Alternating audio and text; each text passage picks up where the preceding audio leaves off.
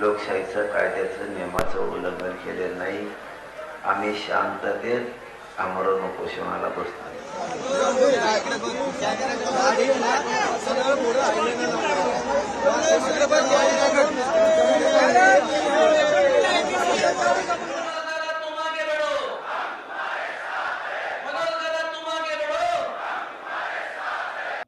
மகாராஷ்டிராவில் மராத்தா சமூக மக்களுக்கு கல்வி வேலைவாய்ப்பில் 10% இடஒதுக்கீடு கோரி அந்த சமூகத்தினர் பல ஆண்டுகளாக போராடி வருகின்றனர். மராத்தா சமூகத்தினருக்கான போராட்டத்தை முன்னெடுத்து நடத்தும் மனோஜ் ஜராங்கே பலவிதமான போராட்டங்களை நடத்தி வருகிறார். இம்முறை தங்களுக்கு 10% இடஒதுக்கீடு அறிவிக்கப்படும் வரை உண்ணாவிரதம் இருக்கப்போவதாக அறிவித்துள்ள மனோஜ் ஜராங்கே 29ஆம் தேதி முதல் மும்பை ஆசாத் மைதானத்தில் போராட்டத்தில் ஈடுபட்டுள்ளார். முதல் 2 நாட்கள் அமைதி காத்த போலீசும் அரசும் போராட்டத்தை கைவிடும்படி வலியுறுத்தினர். ஆனாலும் ஜராங்கே தன் நிலைப்பாட்டில் உறுதியாக இருந்தார். இதையடுத்து மாநிலத்தின் பல்வேறு பகுதிகளிலிருந்தும் கூட்டமாக வாகனங்களில் மராத்தா சமூகத்தினர் மும்பையில் குவிய துவங்கினர். எப்போதும் பரபரப்பாக இருக்கும் வணிகப் பகுதியான தெற்கு மும்பையில் அதிகப்படியான வாகனங்களை மராத்தா சமூகத்தினர் நிறுத்தி வைத்ததால் அங்கு கடும் போக்குவரத்து நெரிசல் ஏற்பட்டது. இதையடுத்து மும்பை நகர வர்த்தகர்களின் வணிகம் பாதிக்கப்பட்டதால் வணிகர் சங்கங்கள் சார்பில் இதற்கு தீர்வு காணும்படி போலீசாரிடம் கோரிக்கை வைக்கப்பட்டது. இது தொடர்பாக மும்பை ஹைகோர்ட்டில் வழக்கு தொடரப்பட்டது.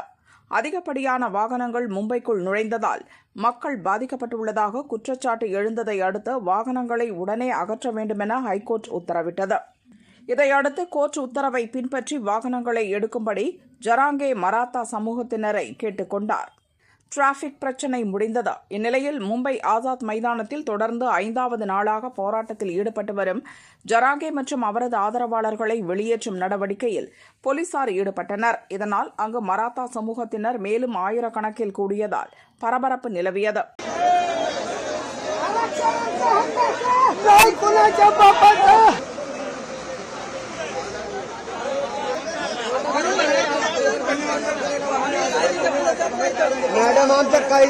சட்டம் ஒழுங்கு பாதிக்கும் வகையிலும் மக்களுக்கு இடையூறு ஏற்படுத்தும் வகையிலும் போராட்டம் நடத்தக்கூடாது.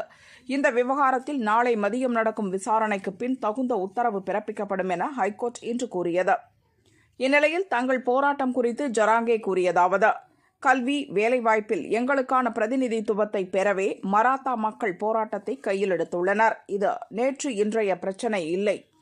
பல ஆண்டுகளாக எங்கள் கோரிக்கைக்கு எந்த அரசும் செவி சாய்க்கவில்லை. நாங்கள் மக்களுக்கு இடையூறு விளைவிக்கும் வகையில் எதையும் செய்யவில்லை. கோர்ட் உத்தரவை உடனே பின்பற்றினோம். எங்கள் மக்கள் தங்கள் வாகனங்களை உடனே மும்பை நகரை விட்டு வெளியேற்றிவிட்டனர். நாங்கள் நடத்துவது அறவழி போராட்டம். அரசோ போலீஸோ எங்களை தடுக்க முடியாது. எங்களுக்கான நீதி கிடைக்கும் வரை நான் இங்கிருந்து நகர மாட்டேன்.